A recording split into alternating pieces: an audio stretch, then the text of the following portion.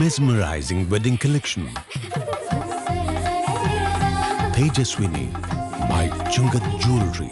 അങ്കമാലി പൊതുമാർക്കറ്റിലെ മലിനജല ശുദ്ധീകരണ പ്ലാന്റ് പ്രവർത്തനം നിലച്ചു. പ്രതിപക്ഷ കൗൺസിലർമാർ ശ്രദ്ധ ക്ഷണിക്കൽ പ്രതിഷേധം നടത്തി.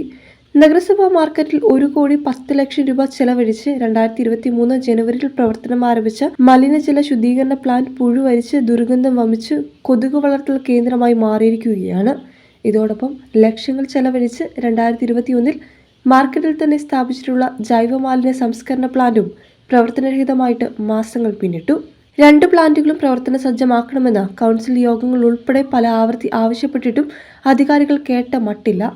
നിഷ്ക്രിയ ഭരണത്തിനെതിരെ നഗരസഭാ കൗൺസിലിന്റെ നേതൃത്വത്തിൽ മാർക്കറ്റിൽ ശ്രദ്ധ ക്ഷണിക്കൽ പ്രതിഷേധം സംഘടിപ്പിച്ചു.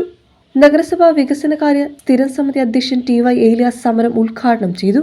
മുൻ ചെയർമാൻ റെജി മാത്യുവിൻ്റെ കാലത്താണ് ഇത് പണി കഴിപ്പിച്ച് ഇപ്പോൾ മുൻ MP ഇവിടെ ബെന്നി ബെഹനാൻ ഉദ്ഘാടനം നിർവഹിക്കപ്പെട്ട ഈ പദ്ധതി എന്തിനു വേണ്ടിയാണെന്ന് ഒരാൾക്ക് മനസ്സിലാവാത്തൊരവസ്ഥയിലാണ് പോകുന്നത്. ഇതിൻ്റെ പുറകിൽ നടന്നിട്ടുള്ള അഴിമതി വിജിലൻസ് അന്വേഷിക്കണം.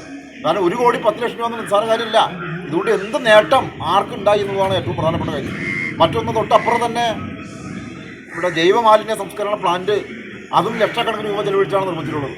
അതും താഴിട്ട് കൂട്ടിയിരിക്കുകയാണ്. എന്തിനു വേണ്ടിയാണ് ഈ ചെയ്തത്? ആകെ ഈ കൗൺസിൽ വന്നതിന് ശേഷം നടപ്പാക്കിയൊരു പദ്ധതിയാണത്. ആ പദ്ധതി ജനങ്ങളുടെ കണ്ണിൽ പൊടിയിട്ടുകൊണ്ട് വൻ അഴിമതി ഇതിന്റെ പുറത്ത് നടന്നിട്ടുണ്ട്. മുൻ ചെയർമാൻ ബെന്നി മൂഞ്ഞേലി അധ്യക്ഷത വഹിച്ചു.